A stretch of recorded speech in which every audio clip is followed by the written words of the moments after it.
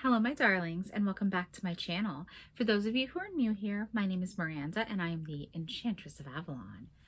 And for those of you who aren't new here and genuinely really love my content, I do want to remind you, or maybe you don't know yet, that I do have a Patreon. It is called Avalonian Rose Fairy Mysteries, and it deepens in on all of the stuff I talk about here, the fairy stuff at least, and is an Avalonian fairy mystery community and mystery school. I have 3 tiers, a $13 tier, which is the highest tier, a $9 and a $3 tier, and that is always linked in the description box below. So today's video is about what I call the Celtic Venus, and many people call the Celtic Venus. So it is the Venusian energy found within Celtic lore and legend, and within specifically Celtic fairy queen goddesses. And what is the Venus archetype, the Venus energy to begin with? Well, it's the energy of a love goddess. It's the energy of the planet of love herself. And it's this very feminine, very yin, soft energy, the receptivity and the romance and love and sexuality from a feminine perspective. The romantic stuff from a masculine perspective is, of course, represented by Mars instead. And Venus as a planet is a really fascinating one. She has an orbit that is absolutely mind-boggling. When the planet Venus is orbiting in her cycle, it's not this straight cyclical orbit in a circle.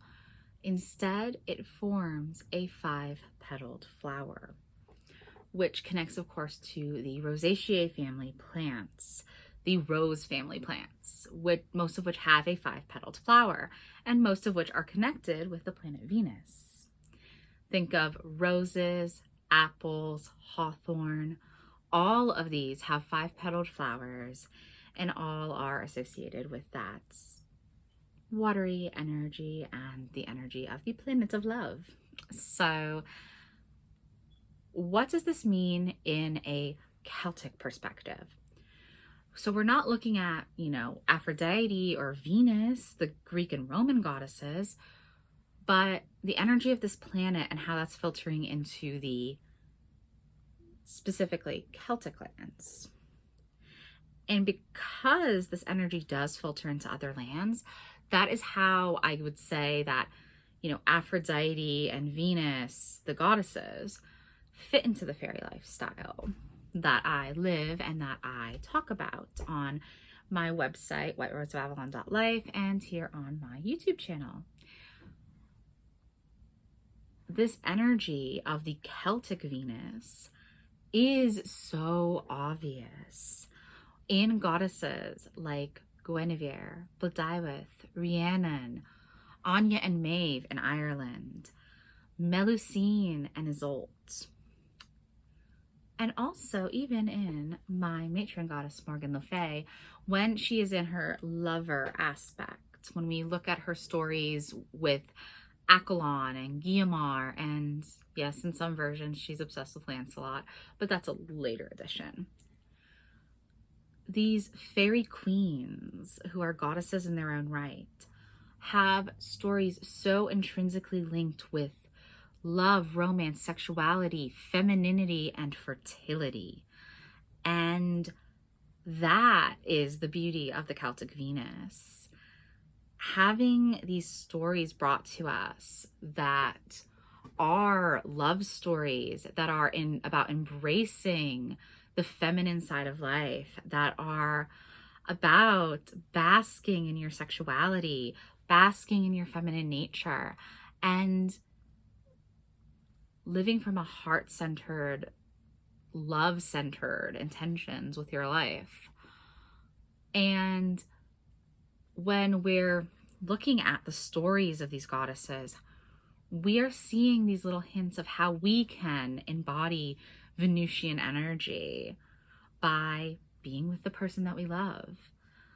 And having a vibrant and healthy sex life, looking at sex as something that is sacred and intrinsically part of life, and also by embracing our own sovereignty, because that is a key point with Celtic Venus archetype, is the idea of the connection to sovereignty. All of these goddesses are connected to sovereignty in some way. In the case of Morgan, who I mentioned, her lover aspect would still fit with this. She is the tester of sovereignty. She is putting obstacles and paths to test whether knights and kings are worthy of sovereignty. Whereas the others are sovereignty goddesses because of marriage. So still that love and romance, sexuality centered reasoning. Let's start with Ireland. Let's start with Anya and Maeve, because they're a little different than their Welsh and French counterparts, because Melusine's French. We'll get into that. Anya and Maeve are fairy queen goddesses from Ireland originally, and they are known for sexual congress with divine and mortals alike, bearing several half-fae offspring. They are part of the reason why everyone of Irish descent, myself included, my great-grandmother was from Ireland, probably have some drops of fairy blood in our veins, if not a lot of fairy blood in our veins, because there is this classic principle of Irish fairy queens bearing children to mortal men. And because of this focus on them as fertility goddesses and as sexuality goddesses, they are embracing that aspect of the Venus archetype. But when we look at Maeve, she's also a warrior goddess. She's battle goddess. She is very fierce. And when we look at Anya, she is a defender of people who have been victimized. So she has a fierceness about herself as well. While still, through these many relationships, conquests, and marriages, bearing many offspring, they are endlessly fascinating goddesses in their own right. And although most of my work is with the Welsh and the Welsh side of things, the Welsh, Avalonian, and Arthurian fairy queens, I have so much love for them, for both Anya and Maeve. And we're going to move over into Isolde and Melusine. Now, Isolde is interestingly known to us from Welsh and British lore and legend. She is part of the Arthurian legends. But within those legends, she is named as a princess of Ireland. So she has the connection to both Ireland and Wales and Britain as a whole. And she is best known as being another queen who is married to the king but falls in love with a knight.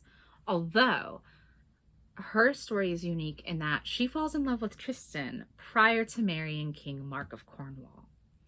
So King Mark is the king of Cornwall, but he is under Arthur as High King of all of Britain, because Cornwall is part of Britain. And Cornwall is also the birthplace of Arthur. Tintagel Castle, but it's not important to this part of the story. And Tristan is his nephew and greatest knight, and he is sent to get Mark a bride and to bring her home with him. And either they naturally fall in love because they're the same age and both very young and beautiful, attractive people, or because of a love potion disaster. But either way, this relationship continues to flourish throughout her entire marriage. If we look at the Melusine of it all, though, Melusine is a French and German fairy queen. She's in folklore of both lands. Both are originally Celtic lands as well. And she has ties to Avalon. When she leaves her husband for betraying her trust, she returns to Avalon. So she does, to me, have that intrinsic link to still being kind of Welsh and British in a way because of the Avalonian connection. But both of them have this interesting liminality in where they fall. They're not Irish. They're not fully Welsh or Arthurian, but they kind of are in this liminal space, which what Faery Queen isn't in a bit of a liminal space. Both having a connection to love in her story. Melusine falls in love with a nobleman and marries him and bears him children, but asks of him something very simple: to not see her on Saturdays. It's a weird request, but he agrees to it until his curiosity gets the better of him and he realizes the reason his wife didn't want to see him on Saturdays is she spends Saturdays as a mermaid. And he thinks of her as a monster after that, which of course the betrayal of trust severs their relationship. Although she does continue to visit their children and school them in many fairy enchantments. And now we're into, I already touched on Morgan Le Fay, but now we're into the other Welsh and Arthurian fairy queens. Rhiannon, obviously, her whole story is built on love. She enters into the first branch of the Mabinogion, presenting herself to Pwyll, who is the Prince of Dyfed, and saying, I'm betrothed to a man I do not love. I want to marry you instead. And of course, he's like, yes, I want to marry you. And through a course of events, they get married. They have other challenges throughout the relationship, like not having a child for the first 3 years, and him almost getting forced to put her aside for a fertile queen. He was convinced of her fertility, and she did bear him a son, who was then stolen on the night of his birth. And Rhiannon is unjustly punished. But Pwyll never puts her aside. He punishes her, but he doesn't put her aside. And when their son is returned to them, she is crowned queen again, as she always deserved to be. Of course, she outlives Pwyll and even has another husband. Manauthan, I never know if I'm saying that right. I do apologize. I am still getting Welsh pronunciation down. Who is one of the siblings of Bronn and Bronwyn, and obviously a very powerful fairy king in his own right. And that is where we kind of leave her. She's married to another fairy king. In the case of Blodeuwedd, she was the fairy queen born of flowers to be the wife of Clwyd Gaifas. I think that's the right way to say it. Again, working on my Welsh pronunciation. By the magicians Math and Gideon. But she never really loved her husband. She was content with him in the beginning, but she never knew what love was. And she never consented to the marriage. She was literally called forth from the other world into physical form of flowers to be a bride. She knew nothing else. And when she truly falls in love with a nobleman from a neighboring land named Granu Pabir, they plot to kill her husband so they can actually be together. Extreme, yes, but this is her taking her sovereignty back. She bestowed sovereignty upon Clw by marrying him. Now she's taking her sovereignty back and saying, no, I didn't choose to bestow sovereignty on you. Yes, I am literally the land's made manifest. I was made from flowers, but I deserve to choose my own husband. Then we have Guinevere, the most famous of all. She is, of course, the fairy queen who is sent to marry Arthur. And it is marriage to her that truly cements his right to rule. It isn't his pulling Excalibur from the stone. It isn't any of that. Although, again, technically he pulled a different sword from the stone. They got conflated over time. Excalibur was actually gifted to him by the Lady of the Lake. But both of those swords are supposed to bestow rulership upon him, along with the fact that he is the son of the previous king, although raised in seclusion, away from court. But it's marriage to Guinevere, who has different origins depending on the tellings.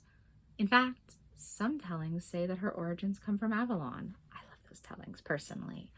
And I do think she's very much an Avalonian goddess. But sometimes she's the daughter of the King of Scotland who's come to marry this new king. Very, very common and very understandable. A nearby kingdom, and she's going to be married to you. But this marriage does start happily, and there's a lot of reason to believe that Arthur and Guinevere possibly even really loved each other at times, and that Guinevere may have truly wanted to be his queen. But it's not very long before Arthur loses interest in her. He's more about hanging out with his boys, hanging out with the knights, hearing their exploits and revelries. And Guinevere spends the rest of her time with other knights and her ladies and having fun, but there's that disconnect in the marriage. And it leaves her open to falling in love with someone else. And of course, in the most famous versions, that is Lancelot. That is her real love story. I even referenced Guinevere and Lancelot in my wedding vows to my husband, because to me, that's the real love story of the Arthuriad, the ultimate love story of all of those legends, held above any other. And had Lancelot wanted to marry her, had he been willing to become the next king and unseat Arthur, their love story could have had a happy ending. But Lancelot didn't want that. He didn't want to unseat Arthur. And that is what led to the downfall of the kingdom. Arthur losing interest in his wife is the real root cause of everything. Not being betrayed by Lancelot and Guinevere, because at the end of the day, he betrayed Guinevere by not having interest in her, not spending time with her, not trying to be a husband in any way, shape, or form. And she was the sovereignty goddess. She was the one who was blessing his right to rule. When he lost her love, he lost the love of the kingdom. And that is what brought down the downfall of Camelot. So I think Guinevere is probably our best example of the Celtic Venus of all. I do hope you've enjoyed this video. If you have, please like, comment, subscribe.